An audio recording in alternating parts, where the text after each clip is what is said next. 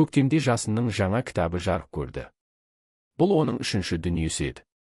Кітап аннотациясында автор бұл шығармасында замандастарымыздың жарқын бейнесін жасауға тырысқан, олардың махаббаты, туған жерге деген ыстық сөзімі, достықтары мен ізгі қасиеттері, өмір жайлы толғаныстары айшықты тілмен әсем суреттелген. Повестің тілі жатық, қызғылықты, жеңіл оқылады депті. Аннотацияны жасынның өзі көрмеген еді. Оқыған кезде жүрегі айнып, кітап бетін ары қарай ашуға зауқы соқпай қалды. Неткен жаттанды, жауыр сөздер. Мұнан соң бұл кітапты кім оқымақ, кімді қызықтырмақ? Газеттер аты шулы автордың араға 3 жыл салып ұсынған кітабы жайлы ләм демеді. Мұндай шығарма дүниеге келмегендей, ондай кітап жазылмағандай не рецензия, болмаса, басқа әдеби мақалалардың ішінде аталмады да, сонда, жасынның 3 жыл бойы санасын сарсылтып ойлаған ойлары, жасаған образдары, фантазиясы мен философиясы сөз етуге тұрмайтын болғаны ма? Олай болса жазудың қажеті не? Тек кітап шығару үшін ғана тер төккені ме? Ондай кітаптың жасынға керегі қайсы? Ол әдеби апталық газеттің соңғы номерін алды. Өзі қатарлас бір жазушының таяуда шыққан повесі жайлы үлкен мақала басылыпты. Жасын ол повесті қолжазбадан оқыған, авторы пікір айтуын сұрап әкеп берген. Шығарма оған мүлде ұнамаған еді. Ұнамау былай тұрсын, онда көркем шығармаға арқау етіп алуға болмайтын, арзан оқиғалар баяндалыпты. Оқу бітіріп келген жас маман, оның махаббаты, совхоз директор мен шаруашылық жайлы таластары, парторгтың іштей жас маманды қолдауы, сүйген қызының неге екені белгісіз, бұдан теріс айналуы, оның арзан сары уайымы, үйіне келгенде шаруашылық проблемаларын қабырғасы қайса ойлауы, ақыры директорды жеңуі, сонан соң ғашығының оның алдында қателік үшін кешірім өтінуі, жалған көздің арзан жасы, олардың табысуы. Япырай деген жасын шығарманы оқып біткен соң шын күйініп, шынымен осыны көркем шығарма деп жазды ма, осыған өзі сенді ме екен? Және осыны творчество деп, сол творчество жолындағы жаңа қадам деп түсіне ме? Қазіргі әдебиетіміздің деңгейі осындай болу керек пе? Енді осыны оқушыға ұсынамыз ба?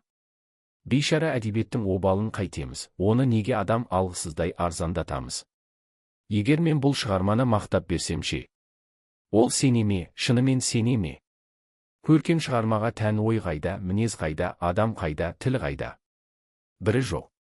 Онда жазушы болып не керек? Жазушы деген ұғымға қалай жеңіл қарап барамыз? Ол, халықтың ақыл ойы мен намысы, қабырғасы ғой. Керек көзінде қайсады, керек көзінде сынады. Бұл сынбақ түгілі сыздамайды да. Жан жақтарына қараса қайтеді екен. Өзгелердің өнері қандай, өлшем қандай? Жасын шығарма соңына 1-2 ауыз сөз жазды да, автордың келетін уақытына жарты сағат қалғанда үйден шығып кетіп қалды. Қолжазбаны авторға әйелі табыс еткен, жасынның жақсы пікірін күтіп келген ол шығарма соңындағы тұжырымды оқып, сенерінде, сенбесінде білмей бір қызарып, бір көгеріп тұрып қалды. Қызығы жоқ қырық өтірік. Әдебиетке жанымыз ашымаса ашымасын, оқушыны аяйық. Қойылған қол. Өзін данышпанмын деп жүр екен ғой.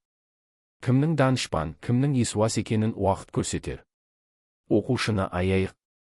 Аяныш болса алдымен анау қияли дүниелерін тоқтатсын. Түртіншектеп қара көлеңке қуыстан қара бояу жинаудан басқа не бітіріп жүр? Мен өзіміздің жарқын өмірді көрсеттім. Ал ол ше? Төменге құлдырамай сөйлесеңізші. Жазушы деген атыңызға ұят емес пе деді жасынның әйелі сәл қабақ шытып. Солай ма? Жасынан жұққан сабырлылық екен ғой, 1-2 адам мақтады деп ол өзінен басқаны ұмытқан екен. Көрерміз. Оны жасынға айтыңыз. Мына бөлмеде әке ауырып жатыр, ақырын сөйлеңізші. Жігіт есікті тарс жауып шығып кетті. Сол шығарманы әдебиеттің жаңа бір белесіндей мақтаған көлдей мақала жасынның күлкісін келтірді. Әдебиеттегі мұндай процесс оған күтпеген жаңалық еместі.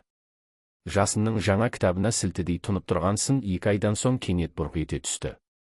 Тағы сол газет.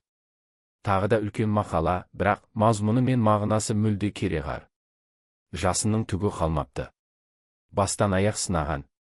Бұлыңғыр, түсініксіз, кейіпкерлері идеяның қолы, ойлары көркем шығармаға емес, ғылыми еңбекке тән, тілі мен ұғымы қазаққа жат, жасанды, көркем шығарманың заңдылығын ұмытқан, творчестволық тоқырау деген сияқты сөздер мақала ішінде аяқ алып жүргісіз екен.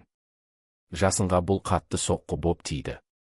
Соққы болған мақала мазмұны емес, мақала авторының қала берді бүгінгі сынның тым аласалығы, иресінің жанашыр халдегі тарлығы еді. Ол соған күйінді, соған жаны ауырды. Және бұл мақаланың алдын ала ойластырылып жазылғанын да байқап ерніне ызалы күлкі үйірілді. Ол сын туралы мақала жазуға 2-3 күн бойы дайындалып жүрді де, дәл қазір өзін қорғаған сияқты боп көрінетін болған соң ол ойында белгісіз кейінге ысырып қойды. Қызбалық танытып қайтем деді ол ішінен, жазушы сыналуы тиіс, оған дайын болу керек. Менің мақсатым жазу, ойымды жазу қорғану менің міндетім емес. Сауыт әлсіздерге, өзіне өзі сенбейтіндерге ғана қажет. 2 жұмадан соң басқа бір жастар газетінде, шығарма оқушыға түсініксіз деп сынаған түсініксіздеу мақала басылды. Дәл сол күні жасын Бағилаға телефон соқты. Мен қонақ үйдемін деді ол бірден, бірге оқыған досымның бөлмесінде отырмын. Ол қыдырып кетіп қалды, ертең келеді. Күтем. Екеуміз ақпа. Менен үріккенді қашан қоясың? Қонақ үй, оңаша деген сөз тағы сол қазақы қаупіңді оятты ма? Иә, мен сізден ылғи қорқамын. Трубкадан мырс еткен күлкі естілді. Ол жаман қасиет емес. Қанша уақытта келе аласың? Бағила сағатына қарады. Сонан соң, бүгінгі мақаланы ала барайын ба деді. Керегі жоқ. Алдымда жатыр. 530 номердемін. Онда. Жарайды, 1 сағатта барам. Май айының соңғы күндері еді, қала ішінде лүп еткен жел жоқ, маужыраған тымық кеш. Аласа үйлердің бәрі жасыл ормандай тұна өскен биік талдардың астында қапты. Тек көп қатарлы қонақ үйлер мен әкімшілік мекемелері, ол зорлыққа көнгілері келмегендей бойын алып қашып, мұнартқан көгілдір дүниеге жоғарыдан мойын соза қарап тұр. Батып бара жатқан күннің қызыл жалқын сәулесінің астынан ұзақ қарғалар топ-топ боп шығып, қаланың шығыс жағындағы паркке қарай асықпай ұшып барады. Бауыры жаз, басы боран алатау батар күннің нұрымен айқын көрініп, айбары мен сұлулығын жанды жансызға паш етіп маңғаз тұр. Бағиланың кеудесіне ерекше қуаныш енді. Ол қолындағы түйе жүн кофтасын бұлғақтатып, еркелей басып жоғары өрледі. Қонақ үйдің 5-ші қабатына көтеріліп, 530 номердің есігін қақты. Дәл босағада күтіп тұрған ба, есік қағылар қағылмаста жасының өзі ашып, оны тез ішке кіргізді де, 2 қолынан кезек-кезек сүйді. Ужас деді Бағила оған таңырқай қарап, сізден арақ иісі аңқып тұр. Өзіңіз оңаша отырып іштіңіз бе? Иә, кейде оңаша отырып өзің ішкен жақсы. Ол жақсылық емес. Демек, баспасөздің ауыр сынына төтеп бере алмадыңыз. Сізге жараспайтын әлсіздік. Бағила кофтасын креслоның арқалығына тастай салып, өзі жасынға қарсы қарап отырды. Сіз ауырып жүрген жоқсыз ба? Жанарыңыз мұнартып тұр деді Бағила столдың арғы жағына кеп орындыққа жайғасқан жасынға. Жоқ деді жасын даусын сілкіп тастап, бір бөлмеде 2 бірдей адамның көзі жалын атып тұруы жараспайды. Сіздің көңіл күйіңіз өте нашар екен деді Бағила, мені несіне шақырдыңыз? Жасын 2 фужерге шампан құйды да, біреуін қызға ұсынды. Менің сыналған құрметіме, ол фужерін жоғары көтеріп Бағилаға алыңыз дегендей басын изеді. Қыз фужерді жартылай ішті де, столға қайта қойды. Білесіз бе деді ол жігітке тура қарап, біз Лике екеуміз бүгін сізді көп әңгіме қылдық. 1 сағат бойы сізді, сіздің творчествоңызды, семья жайыңызды, сын мақалалар туралы сөз еттік. Лике сізді жақсы көреді. Бүгінгі мақаланы оқығанда, сенесіз бе, ол көзіне жас алды, көзінің жасын сүртіп отырғанда, сәргел ағай кіріп, неге жылап отырсың? Деп ал кеп сұрақтың астына алсын, онымен дауласам деп отырып, ақыры ол шынымен жылап тынды. Ол кісі сондай қу, шыңдегіні біліп қояды. Сізді жақсы біліп алды. Қуаныштымын деді жасын кекесінді түрде мырс етіп. Сол кісі менің папама бірдеңелердің шетін шығарған болуы керек. Осыдан 1 ай бұрын келіп кеткенде маған көп сөздер айтты. Бұрын ол кісі ақыл айтпайтын. Даусына қарап, оның сізбен екеуміздің кездесіп тұратынымызды білетінін аңғардым. Сонда да ол көп шешіле қойған жоқ. Байқа балам, сендердің қайғыларың әуелі маған батады. Әке шешенің абыройын ойла, өз басыңды қадірлей біл деді. Мен оны соңғы келісінде жақсы көріп кеттім. Енді мені жек көре бастайсыз ғой. Сізді жақсы көрудің өзі қиын емес пе? Ол шампаннан тағы ұрттады. Ұрттап жатып, басын жоғары көтергенде бұл сөздің қалай әсер еткенін білгісі кеп, фужер арқылы жасынға қарады. Ол стол үстіндегі журналды аударыстырып, бөлек ойда отыр екен. Әдетте, ішкі толқуымен арпалысы сапырылысқан шақта ол тап осылай тым бейтарап, тым байсалды бола қалатын еді. Бағила оны байқады да, оған басы артық сұраулар бермеуге тырысты. Ішкі дүниесінде бұл сөздердің бәрінен де салмақты басқа бір ой жатқанын да қыз түсіне қойды. Жасын көше жақтағы лоджияның терезесін ашқанда сырттан қоңыр салқын ауамен бірге төменгі жақтағы фонтанның бір қалыпта сарылдаған даусы қосарлана естілді. Ол екі қалтасына қолын сұғып, қарсыдан көрініп тұрған опера театрына ерсілі-қарсылы қыдырып жүрген адамдарға, фонтанға ұзақ қарады. Бөлме ішінде өзінен басқа ешкім жоқ, ерігіп тұрған жан секілді. Оның бұл мінезіне үйренуге қанша тырысса да, өзінің елеусіз қалғанына намыстанған сөзімін де Бағила жеңе алмай-ақ қойды. Сур, мұнда келіңізші, деді Жасын кенеттен орнынан тапжылмаған бойы. Бағила оған жалт қарады да. Мен неге баруым керек, деді тәкаппарлығы ұстап. Өтінемін, тағыңыздан түсіп қалмайсыз, мұнда келіңізші. Ол орнынан қинала көтеріліп, үнсіз кеп оның жанына тұрды. Қараңызшы, жоғарыдан қарағанда адамдар қандай ұсақ. Жер бетінде қанша ұлт, қанша адам бар, бәрі осылай қыбырлап жүр. Жер шарының бір нүктесінде соғыс болып жатыр, мемлекеттік төңкеріс болып жатыр, жаңа мемлекеттер құрылып жатыр, біреу өліп жатыр, біреу күліп жатыр. Қанша тіл, қанша әдет ғұрып, неше түрлі дін, неше түрлі үміт пен сенім. Ешқайсымыз бір-бірімізді білмейміз.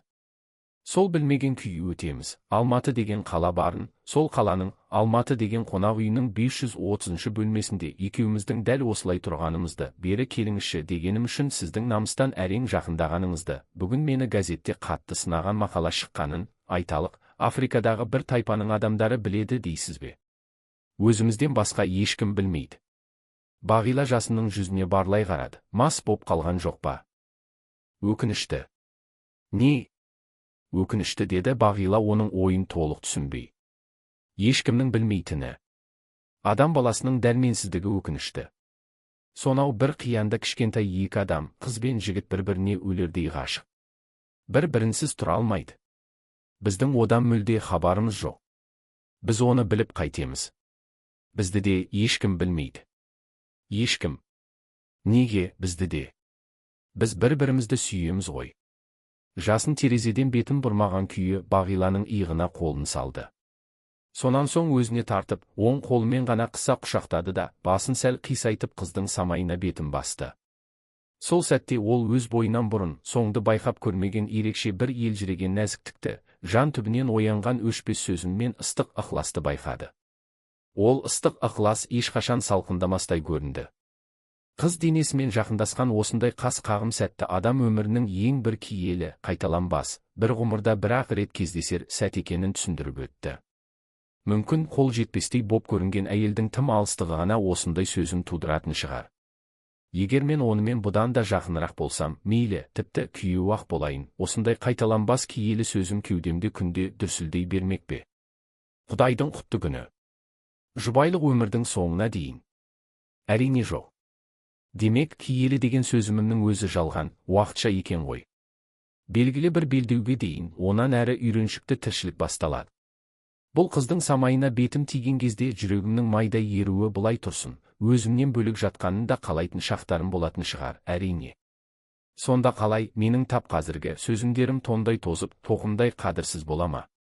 Егер сөзімдерім ескірсе, оған салқын болсам, оның бәрі менің адамшылығыма байланысты бола ма? Әрине, өлген сөзіммен де өмір сүруге болады, тіпті тамаша өмір сүруге болады. Немесе керісінше, тірі сөзімді жаңа туған баладай тұншықтырып өлтіре салып та, жалғанда шайқала басып жүре беруге де болады. Бірақ адамның адамға тән жақсы көру, жек көру деген қасиетті сөзімнің өз заңы, өз табиғаты бар ғой. Тірі адам секілді оның да туылып, өліп өсуіне қақысы бар. Демек, деді Жасын өз ойының жаңа бір қатарға тірелгеніне қызыға таңданып, демек, оның да тозуға, қартаюға, өлуге қақысы бар екен ғой. Ендеше ол үшін адам неге кінәлі болуы керек? Оны неге жабылып айыптауымыз керек? Мен қазір әйелімді бұрынғыдай жақсы көрмеймін, тіпті үйде жоқ болса іздемеймін, ол да мені алаңдап күтпейді. Бұдан соң да шала, жансар тіршілікті жалғастыра беру керек пе? Ол өмірдің кімге қажеті болып тұр? Өмір сүретін мен емес пе, оған басқаның араласуының қажеті қанша? Мен қоғам өміріне әйелімді ұнатпау арқылы инедейде зиян келтірмеймін ғой, қызық деді ол тағы да, осылай ілініп салынып та тіршілік етуге болады екен ғой. Бар ғой, көп қой ондайлар, неге ондайлар деймін, өзімше. Мен де солардың бірімін. Үйге барғым келмейді, барамын, ол әйелмен тұрғым келмейді, тұрамын, оның қасына жатқым келмейді, жатамын. Ешкімде зорлап жатқан жоқ. Адам мойны бас пен кеудеден неге жіңішке десем, киілген қамытын сыпырып тастай алмас үшін екен ғой. Қызық. Адам қамытты өзі жасайды, өзі киеді, өзі налиды. Бәлкім, адам жаны әуел бастан сергелденге құмар шығар, ол да оның көп ғажайып қасиеттерінің бірі секілді. Адам деген ұғымды толықтырып тұратын ішкі қайшылықтарының күрделі бір тармағы шығар. Олардың бірін-бірі түсіну, түсініспеуі де осы ішкі қайшылық заңдарының деңгейіне байланысты ғой. Сонда бір кезде мына тұрған қызды да мен түсінбеуге тиістімін бе? Бұған деген ықыласым суып, жек көрмесем де, немқұрайды боламын ба? Өмірімде не айтпаған, не жазбаған сөз, махаббат деген ұғымнан мойныма таққан алқа сол махаббаттың қамытына айналмақ па? Махаббаттың алтын қамытына? Жоқ, бұл тым қатал, тым өрескел.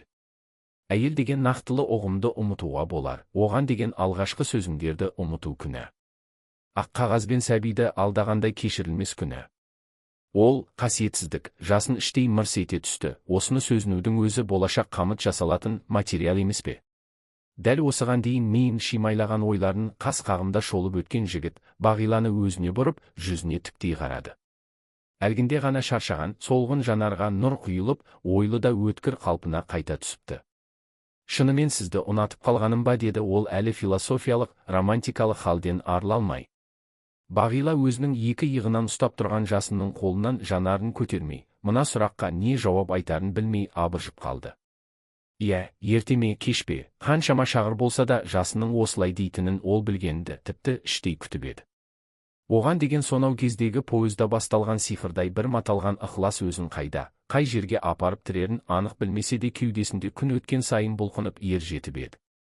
Оның әйел баласы бар екенін, жас жігіттердей емін еркін бірге жүре алмасын, оған деген сол ықыласы аяланудан гөрі азапты көбірек шегерінде алдын ала сөзгенді.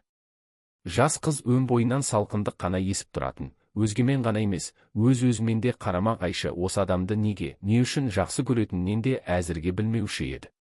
Бірақ оның періштедей таза көңілі осы бір адамға құлай сенетін сияқты, қатты болса да, кей сәтте қатыгөз болса да, оның бәрінің ар жағында адалдық, биік парасат, жақсыны қастерлей білетін қасиет жатқанын көретін.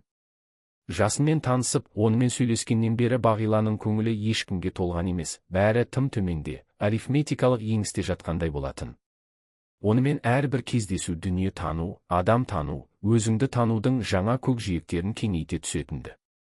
Сөйлескен шақта әйел еркек деп жынысқа бөлмейтін Жасын, Бағиланың бұрынғы тар түсініктерін байқап қалса қатты ренжитін, намысына тиіп, ұрсып та тастайтын. Сондықтан болар, ол телефон соғып, кездесуге шақырған сайын әлденеден жүрексініп, жасқанып баратын. Мұндай адамдардың әсерге, сөзіңге қапсыз берілмейтінін, қазанда еріген мұздай жүрегінің бір жағы салқын, бір жағы жылы боларында баяғыдан байқағанды.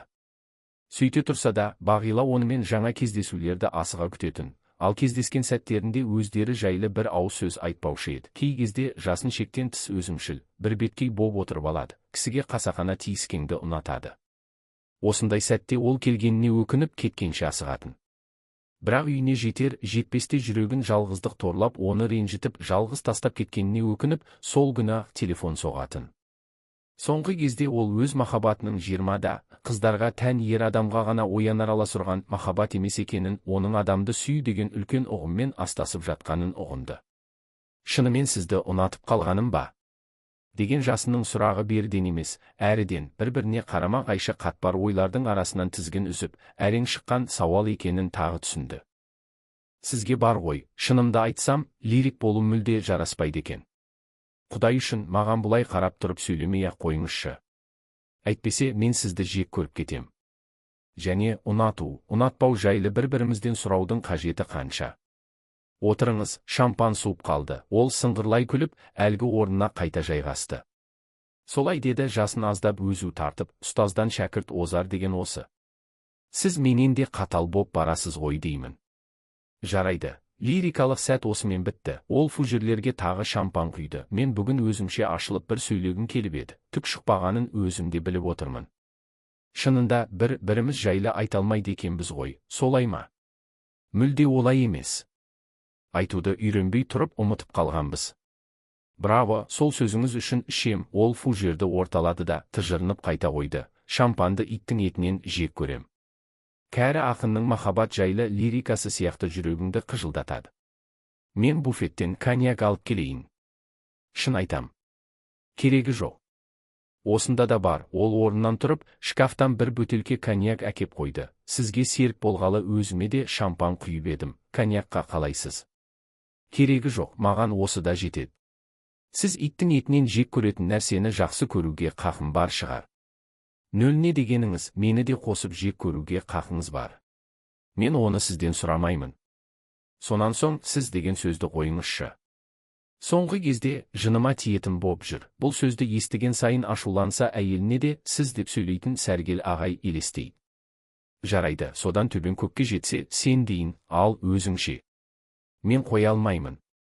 Екеуміз үйленсек деме. Бағиланың бетіне қызыл бояу ойнап шыға келді. Сәл үнсіздіктен соң барып. Иә, үйленсек те деді қабағын шытып, бірақ біз ешқашан ерлі зайыпты бола алмаймыз. Мен сіз деген бойымша өтем. Жасын орнынан тұрды да асықпай басып оның қасына барды. Қолынан асықпаған күйі фужерін алып, стол үстіне қойды. Оның бұл қимылына таңданып, өзіне қарай берген қыздың ерінен сүйіп алды. Қыз бұлқынып қарсылық білдірем дегенше ол басын қайта көтеріп орнына барып отырды. Бағила жыларман халде булығып, иегін ұстап үнсіз отырып қалды. Мұныңыз әділдік емес деді ол әлден соң әрең тілге кеп. Білемін деді Жасын жайбарақат, 3 жылдан бері сенің ерніңнен сүймеуде әділдік емес қой. Тіпті ұят. Мұндай әрекет барлық адамның қолынан келеді. Мен неге олардан ерекше болам? Жоқ, мен үшін сіз басқашасыз. Ешкімге ұқсамайсыз. Ұқсағыңыз келсе білмеймін, оны өзіңіз біліңіз. Бас салып сүйге қабілеті бар адам маған барлық жерден табылады. Ол сөзінің соңғы жағын сыбырлай сөйлеп көзіне жас алды. Иә, бүгін бастан аяқ сәтсіз күн болған екен деді Жасын іштей. Енді кешке дейін тағы қандай қолайсыз жағдай кездесер екен. Жасын Бағиланың арына тигенін, өзі жайлы биік ойын аласартқанын, оның таза көңіліне дақ түсіргенін түсінді. Кешір деді ол қыздың қасына қайта жақындап, мен сені сүйген жоқпын. Сүйгенімді қайтып алдым. Бағила оған бір қарады да, иегін екі алақанына қайта қойды. Жасын оның көзінен жылт еткен ыза отын байқап қалды. Ол ызаны тудырған өзінің соңғы сөзі екенін де білді. Сіз осы сөзді тауып айттым деп тұрсыз ба деді. Қыз Жасынның әлгі ойын растай түсіп, бүгін үндемей-ақ қойыңызшы. Сізге бүгін сөз өнері жат секілді. Жасын не ары, не бері қозғаларын білмей, сол орында тұрып қалды. Қыздың мына сөзі өз көкейіндегі ойларына дәл тигендей болды. Иә деді ол бір жолата ес жиған адамдай сергек үнмен, бүгін сәтсіз күн екенін жаңа ғана ойлап өтіп едім. Ол столға жақындап, коньяктан бірнеше тамшы құйып ішті де, рюмкасын қолына ұстаған бойы сөзін жалғастырды. Бірақ сәтті күн деген не? Ол ойлаған ойыңның түгелдей жүзеге асуы, сенің жаза баспауың ғой, солай ма? Кейде ол да жалықтырады, оның да адам жанын байтары шамалы. Біле білсең, осының бәріне сен кінәлісің. Неге қарайсың? Иә, сен кінәлісің. Менің ойым көп еді, бүгін соның бәрін ақтармақ едім, шықпады, шықпағаны да дұрыс болған шығар. Егер бәрін айтып қойсам, қалған тіршіліктің мәні азаятын секілді. Әйтсе де өміріме сен көп араласқалы бермен бостандық дегеннен айырылдым. Міне. Сіз өзіңізге енді ғана оралдыңыз деді қыз күліп, сіз маған осындай сәтте ғажапнайсыз. Жасын стол мен лоджияның екі ортасында тұрып оған қадала қарады. Сонда немене саған ұнау үшін ылғи осылай сөйлеп тұруың керек пе? Сен өзін сөзге тоймайтын мешкей қыз екенсің. Мен бұл сөзге бәрібір ашуланбаймын. Өйткені саған сөздің аштығы әбден етіп кеткен. Ал мен сөзден қашам, әбден тойынғамын. Бәрібір сөйлеп тұрсыз ғой. Енді сенің алдыңда үнсіз отырайын ба? Сен бар ғой, атың кім еді? Бағила, неткен жасанды, нашарат еді. Сур, егер бұлай сөз жарыстыра берсең, мен сені тағы сүйіп алам. Оған мен қарсы емеспін. Қыз ішпесе де фужерді ерініне апарды. Қалай? Не дедің? Қуанып кеттіңіз бе? Оған мен қарсы емеспін дедім. Жасын рюмкасының дыбысын білдірмей столға қойды. Неге қарсы емесің? Әлгінде сен өкпеледің ғой. Сізге дөрекілік жараспайды. Осылай ашық келіңіз, сонда мен бәріне де дайынмын. Жасын үнсіз қалды. Тілін жұтқан адамдай үнсіз қалмаңыз. Әлгі сөзім ойыңызды әр жаққа алып қашып тұрма. Ол иығын қозғап, мырс ете қалды. Құдай үшін, өмір бойы сөйлемей тұра беріңіз, бірақ арзан оймен әлек болмаңызшы, ол менің де, өзіңіздің де намысыңызды қорлайды. Жасын оның қасына келді. Бірақ қолымнан Фужерді алмаңыз деді қыз сәл ғана езу тартып. Жоқ, алмаймын. Игіліңізге ұстап отыра беріңіз. Жасын оның шашынан ұстады. Білесің бе, мен сені өте жақсы көрген сәттерімде, ол сәттердің төмендейтінде көзі болады. Ер адамның әйелді сүю формасына мүлде қанағаттанбаймын. Мен екінің бірі сияқты ғашық болғым келмейді. Екінің бірі болу деген сөз, түптеп келгенде төсекпен біту деген сөз. Сен мен үшін одан 1000 есе биіктесің. Онда екеуміз ахалтеке боп, жапан даланы көзіп кетейік. Есіңізде ме? Есімде, оған мен қазір-ақ дайынмын. Бірақ амал жоқ, адам боп қала береміз. Сен, балақай, тұқымыңда маскүнемдіктен өлген біреу болса да, мына Фужеріңді столға қойшы. Сөзбен шампанға тоймайды екенсің. Бағила оқыс күлкіден шашалып қала жаздады. Бар болғаны 2-ші бокал ғой. Сол аз ба? Менің бір досым бар, драматург, арақтың тығынын иіскесе де мас болады. Оның қасында сен әйел адамсың ғой. Япырай, осы сөздердің бәрін не әкем, не Сәргел ағай естіп тұрса не болар еді? Бүкіл үрім бұтағым мен өз басымды аяусыз қорлыққа беріп отырғанымды кеше алмас еді-ау. Ал мен көніп отырмын. Бұдан да көнбіс болатын түрім бар. Алла ақырын берсін, ол Фужерін столға қойды. Ал енді не бұйырасыз? Ештеңе де. Мен мына түкке тұрмайтын чехтің шынысынан сорлы емес шығармын. Ол да күні бойы сенің ерніңді еміп бітті ғой. Үндеме, күлме де. Жасын оның оң жақ иығынан кеп, екі бетін екі алақанымен сипалап ұстап тұрды да, еріннен сүйіп алды. Қыз көзін жұмды. Сыпайы ғана қарсылық көрсеткен боп, жігіттің иегінен болмашы ғана итерді. Жасын тағы да сүйді. Әуелі астыңғы ернін, сонан соң сәл ғана дүрдиіп тұрған үстіңгі ернін, сонан соң екеуінде қосып сүйді. Мұрнына нәп-нәзік француз духиінің иісі мен тіліне неміс помадасының дәмі келді. Ол помада мен духидің иісіне тез алмайтын. Барлық әйелдерге тән духи мен помаданың иісі.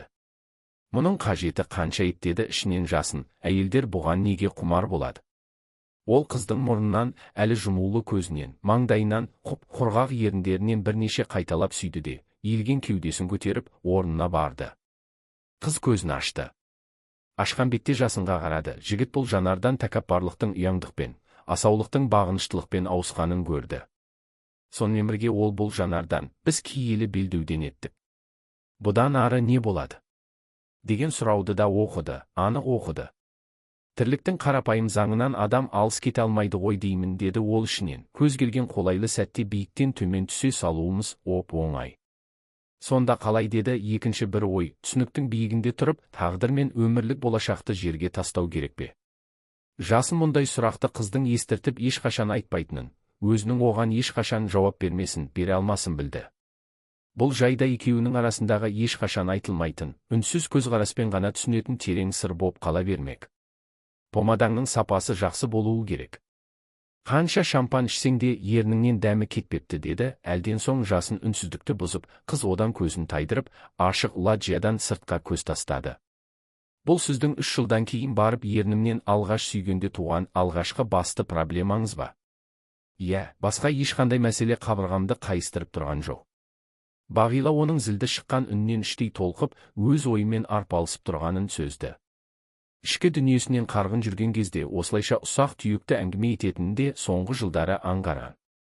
Айтпақшы, деді Жасын әлден соң темекі тұтатпақ боп сіріңке жағып тұрып, мен осыдан 3 сағат бұрын сенің портретіңді салатын суретшіні көрдім. Ол сіріңке шиін аспанда айналдырып өшіріп, күлсалғышқа тастады да, темекі түтіннің арасынан қызға көз тастады. Бағила екі қолын иегінен алмай, алға сәл иіліп, әлі дел сал күйден арыла алмай отыр екен. Көптен ұмыт болған жігіт жайлы айтқанда, ол қасын сәл ғана көтеріп, Жасынға сұраулы пішінмен қарады. Ол сіздің, кешір, сенің жаңа портретіңді аяқтауға жақындап қалды. Сіздердің үйдегі портрет, мен бірдеңе білсем, бұл жаныдағы тамаша туынды.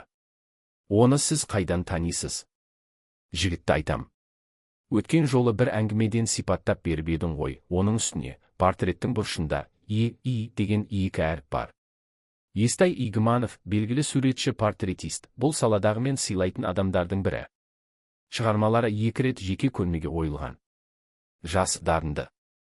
Ой, Аллай, жер бетінде қазір не көп дарын көп, ол жай ғана күрсініп, тағы да Ладжия жаққа қарап қойды. Жоқ деді Жасын оған жайбарақат қана соққы беріп, дарын аз. Сенің айтып жүргенің дилетанттар ғой. Олар көп ретте дарындының алдына түсіп кетеді, сонан соң олар көп сияқты боп көрінеді. Менің портретімді жасап жатқанын сізге айтты ма? Неге айтпайды? 1 жылдан бері салып келеді екен, сені талай көріпті. Қасында фотосуреттерің де бар. Бағиланың таңданғаннан көз шарасы ұлғайып кетті. Бұл барып тұрған ұятсыздық қой. Қайда барсам да соңымнан бір адым қалмай еріп отырады, қолында фотоаппараты бар. Масқара. Енді маған жетпегені соңымнан тыңшы мен барлаушылардың еруі ғана. Ол сенің соңыңнан жүрген жоқ. Енді кімнің? Объектінің, кәдімгі көркем шығармаға арқау болар объектінің. Сен Бағила Қаратаевна да, тарих факультетінің студенті де, газеттерде күнде сыналатын жазушының азапты махаббаты да емес, жай ғана объектісің. Сен оған портрет жасау үшін материал ғанасың. Бар болғаны осы. Рахмет. Қыз намыстан сәл абыржып, қорланған пішінде басын изеді. Бәлкім, мен де сізге объект үшін керек шығармын. Шығармаңыз жазылып біткен соң қажетім болмас. Мүмкін, жазушылық практикада құнды материалдың өзі қажет болмай қалады. Керісінше, елеусіз, ұсақ материалдар шешуші рөл атқарып кетеді. Бағила үшін әлгіндей ызалы да маңызды сұраққа Жасынның жайбарақат немқұрайды жауап беріп отырғаны оның ашу ызасын оятты. Шығарма үшін жарамсыз боп қалғанымды күткенше, мен өз еркіммен кетейін. Меніңше, сол құндылау шығар деп ойлаймын. Қорықпа, мен махаббат жайлы, сұлу қыз жайлы шығарма жазбаймын. Маған объекті болуға сен жарамайсың. Менің шығармаларыма ажарсыз, арық қыздар керек. Олар ойшыл болады. Бағила бұл сөздерге ашуланарында, ашуланбасында, тіпті мән бермей қоя саларында білмей, 2-3 ой толқынның ортасында үнсіз отырып қалды. Білесіз бе деді, әлден соң Бағила даусының дірілдегенін жасыра алмай, сіз жер деп аталатын үлкен қазандағы мұз сияқтысыз. Бір жағы жылы, бір жағы аяз. Жасын мына теңеуге елең етіп, оған назарын тіктеп қарады да, селкілдей күлді. Тамаша.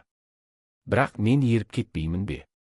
Ерімейсіз, Құданың құдіретімен еріп бітпейтін боп жаралғансыз. Ол ызадан әлі айыға алмай, Жасынды табалап отырған адамша даусын таптай сөйледі. Сонан соң, Құдай үшін, ана жігітке айтыңыз, портретті үйге жібермесін. Жасын мырс ете түсті. Таза өнер жайлы түсінігің әлі тар екен ғой деді ол темекі түтінін будақтатып отырып. Байқауымша, бұл портрет оның творчестволық бір белесі болмақ, демек, ол сіздің үйіңіз түгілі көрмелердің өзіне тілхат арқылы қойылады. Үйге жібермесін, ол тағы күлді. Вильям Шекспирді енді қайтып қонаққа шақырмаспын. Бүгінгі таңдағы бір әйел солай сөйлеп отырса қандай болар еді? Ол өткен жолы үйге жіберді ғой деді, қыз ызадан булыға сөйлеп. Иә, бірақ ол эскиз болатын. Соны да аңғармадыңдар ма? Қыз орнынан тез тұрып, лоджияға шығып кетті. Жасын оның қорланып, ашуланып шыққанын білді. Оның соңынан лып етіп жетіп баруды жеңілтектік санап, өз сабасына қайта түсу үшін араға уақыт сала тұрғанды жөн көрді. Бірақ қыз көп кешікті. Лоджияның жақтауына сүйеніп, оның қимылсыз тұрғанын байқады. Бұл жолы шынымен ренжіген болуы керек. Бармаса болмайды. Жасын жайлап басып оның қасына жақындады. Қыз оның бар жоғын ұмытқандай кешедегі қыдырып жүрген адамдарға, мұз сүңгілердей түп-түзу аспанға атылып жатқан фонтандарға тесіле қарап, қимылсыз тұр екен. Ол өзінің келгенін, сол келісімен кешірім өтінгенін білдіргісі кеп, тамағын кенеп қойды. Сонда да бұрылған жоқ, Жасын оның жылап тұрғанын сөзді. Жақтауға шынтағын сүйіп, қыз жүзіне ұрлана бір қарағанда, кешедегі самсаған шам сәулесінің көзіндегі жылт-жылт етіп төңіректеген жасты көрді. Әйелге жылағанда жарасат деді.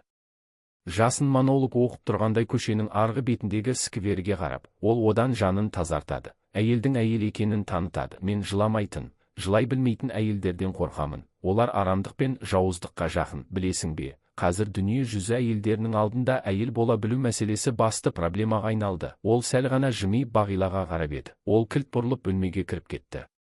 Жасын бойын шымырлатқан ыңғайсыз жағдайда 1 минуттай үнсіз тұрды да, ішке қайта енді. Бағила креслоға бетін басып, кәдімгідей иығы селкілдеп жылап отыр екен. Жасынның бөлмеге енгенін аяқ дыбысынан сөзіп, орнынан ұшып тұрып, креслоның арқалығында жатқан кофтасын қолына алды. Мен білмеймін, ештеңе де білмеймін. Көп білудің маған қажеті де жоқ, деді ол ызаға булығып. Дұрыс айтасың, деп Жасын оны жайбарақат қостай сөйледі. Әйелдердің көп білгені бақытына сор, аз білген адам жақсы өмір сүреді. Түк білмейтін мақау болсаң, одан кереметі жоқ. Бұл әйелге де, еркекке де ортақ нәрсе. Ойлы адамға қызық жоқ. Бұл жалғанда сен қазір жылап тұрсың. Абай өткен ғасырда жылаған. Сіз мейірімсіз адамсыз. Бәріне жауабыңыз дайын, жүрегіңізде аяушылық деген жоқ. Мен шындыққа батыл қараймын, бар болғаны сол ғана. Бұдан кейін көп біле беруге тырыспа. Көп білсең достарыңнан да айырылып қаласың. Өзінен асқан адамды жақсы көре бермейді. Осы күйінше қал. Бағила қол сумкасынан орамалын алып көзін сүртті. Мені сізбен таныстырған қай тағдыр, деді ол ашулы дауысына болмашы наз араластырып. Екі сөзіңіздің бірі қорлау, кемсіту, намысқа тию, ақырында міне жылату. Сіз менен 12 жас үлкенсіз. Менімен қатарыңыздай, жауыңыздай сөйлейсіз. 12 жас үлкен, үйленген, бала шағасы бар, өмірдің ашы тұшысын талай татқан. Енді кеп, мен сол адаммен. Ол ар жағын айтқысы келмей, көз жасына тығылған адамша мұрнын жиірек тартып тоқтап қалды. Сен қайтқалы тұрсың ба? Иә. Кетуден басқа ештеңе қалған жоқ. Ол орамалын орнына мұқият салып, сумкасының аузын қаттырақ басып шырт еткізіп жапты да үстіне кофтасын киді. Оны да қасақана асығыс киді. Ол Жасынның әлдене деуін күтіп, түймелерін баяу қадады. Бірақ Жасын көңіл жұбатып, оны кідірте тұратын сөз айтудың орнына «Сау болыңыз», деді де сигарет тұтатып, ашық терезе алдына барып, сыртқа бетін бұрды. Біз енді кездеспейміз бе? Мүмкін қажет болса, жер асты арқылы сөйлесеміз ғой. Телефон мен кабельдері арқылы. Осымен бәрінің біткені ма? Осылайша оңай және не үшін? Жоқ, мені бір желімдей жабысып тұр екен деп ойлап қалмаңыз. Мен 3 жылға созылған ойларым мен шартарапқа шарпыған қиялдарымды, ұмытылмас сәттерім мен азапқа да түскен шақтарымды қиялмай тұрмын. Маған сол қымбат, сол өкінішті. Сізге бәрі бірсіз. Оның даусы тағы үзіліп шықты. Сіз тағы басқа қызбен кездесесіз. Оның бойына менде кездеспеген жаңа қасиет табасыз. Жасын жалт қарады. Жүзі қуарып, кездері ызғар шашып тұр екен. Иә, табамын, деді бұрынғысынша сабырлылық сақтап, бірақ даусында жүрек шымырлатар салқын ыза бары байқалады. Менің одан басқа шаруам жоқ. Өмірге қыздардың қасиетін зерттеуге ғана келгенмін. Егер 3 жылдық ойларың мен қиялдарыңды қия алмай тұрсаң, тезірек кеткенің дұрыс. 6 жылға айналғаннан кейін мүлде ауыр болады, тіпті өкінудің өзі кем болуы мүмкін мағанда. Ол қайтадан теріс айналып, терезе алдына барып тұрды. Бағила есік алдына барып, аз кем аялдады да, Жасын тарапынан жылы рай байқалмаған соң мұнда қалудың ретінде, сылтауында таппай, ақырын басып шығып кетті. Үйіне жетіп, өз бөлмесіне енген бойда ебіл-дебіл боп жылады. Кеудесіндегі ызасы жылаған сайын тасқындай түсетін сияқты. Бұл жылаудың түп төркіні неде? Өзіне өзінің ыза боп қорлануынан ба, әлде Жасынды кінәлаудан ба? Ол жағын өзі де анық білмеді. Әйтеуір ішкі дүниесін ашы бір өксік кеулеп, өзегін әлдене ертеп бара жатқан секілденді. Мәлике де жылады. Ол мән-жайды білмей тұрып ақ, Бағила төсегіне кеп құлағанда жылай бастаған. Сауысқандай сақ, үкідей ұйқысыз сәргел бірдеңені сөзіп қалар деп, ол бәрін ертеңге қалдырып, жүрегі сыздаған бойы Бағиланы жұбатуға да шамасы келмей, өз бөлмесіне кетіп қалды. Арада бірер сағат өткен соң ашы ызаның уыты тарқап, оның орнына салқын да сабырлы ой шым-шымдап ене бастады.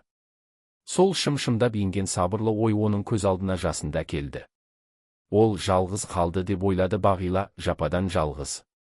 Бәлкім ол қонақ үйде ғана емес, өмірде де жалғыз шығар.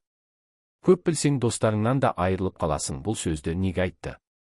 Ол маған арнап айтылған сөз бе, өзіне арналған сөз шығар. Бәлкім, ашуы келген кезде өзіне айтатын сөзді өзгеге айтатын шығар. Маған сенетін, жақын адамына.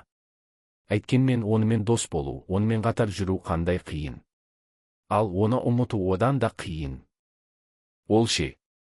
Мен айтқандай шынымен мейірімсіз бе, шынымен аяушылық жоқ па? Мүмкін емес. Мұндай адамдарда қайғы уайым болмай тұрмайды. Оның бүкіл тұлғасы ой мен ар-намыстың көшпелі ұясы. Демек, ойлы адамның мейірімсіз болуы мүмкін емес. Бәлкім, ол менен құтылғысы келетін шығар, менімен алғаш танысқан сәтіне әлі өкінер. Мен оны бостандығынан айырдым ғой. Ішінде шырмауықтай шарпысып, санасын сарсылтқан, миын жеген сергелден ой аз емес шығар. Оның жағдайы менің жағдайымнан әлдеқайда ауыр. Әлдеқайда күрделі ғой. Дос таңдау, өмірлік адам табу, менің өз еркімде, толық өз еркімде, ал оның мүмкіндігі шектеулі. Алдында ондаған кедергі тұр, ол кедергілерден аттап кетуде оңай емес, жай. Басқа кәсіптің қарапайым адамы болса, өзін-өзі ойдың мүжуіне тастамайтын болса, әрине, оған әлдеқайда жеңіл болар еді. Оның менен 12 жас үлкен екенін, өмірдің ащы тұщысын көп көргенін неге айттым? Ол менің сөзімсіз ақ мұны көп ойлайтын шығар. Мағанда деген сөзді бекер айтқан жоқ қой. Кенет қыздың сапырылысқан ойларының арасынан басқа бір күрделі сұрақ жылт ете түсті. Сонда мен бұдан былай не істемекпін? Мұның бәрінің апарып тірейтін жері не болмақ? Көзді жұмып алып, қайда барары белгісіз кеменің соңынан ілесе беруге болмайды ғой. Ол кеме, әрине, өзгелерге мүлде ұқсамайтын алып та сырлы кеме, баратын жері де мен көрмеген ғажайып бір ертегідей қала, бірақ маған ол қаланың қажеті жоқ, маған басқа қала керек, мүлде басқа қала. Ол тіпті кішкене ғана порт болуы мүмкін, әйтсе де мен баратын жер сол. Онда мен білетін, мені білетін, оларсыз өмір сүре алмайтын ағайын туысым бар, атанам бар, өз достарым бар. Менің өмірім кішкентай болса да тек сол портпен байланысты. Мен билетті соған алып қойғам. Енді кеп, ойда жоқта кездескен бір кеменің алыптығына, жүрер жолының қызғылықты да қиындығына, барар қаласының бір-біріне ұқсамайтын әсерлігіне елігіп, сол кеменің ақылды да ашулы, сабырлы да салқын капитанымен алаңсыз еріп кете бермекпін бе? Кеме діттеген қаласына барып тоқтаған соң қайтем. Бері қарай өзім ғана қайтамын ба? Жол тым алыс, біз тым ұзап кеткеміз, әрі дауыл мен жартас көп.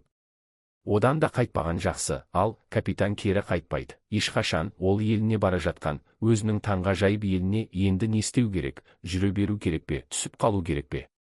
Тез ойлан, тез шешу керек. Кеме жағадан, туған порттан алыстап барады. Шынында не амал жасау керек? Бұл екеуінің қайсысын таңдаған дұрыс, қайсысын? Оның көз алды мұны артып, қабырғада ілулі тұрған сәргелдің бұрынғы әйелі мен екі баласының портреті сағым арасына сіңіп бара жатты. Олардың жоғарғы жағында көрінбейтін көк жиекке еліге қарап, бұғының кепкен басы тұр. Арнамызға жазылып, жаңа шыққан аудио кітаптарды бірінші болып тыңдау үшін қоңыраушаны басып қойыңыз. Бұл сіздің қазақ әдебиетіне қосқан бір үлесіңіз болмақ. 12-ші бөлімді тыңдау үшін келесіге өткізіңіз.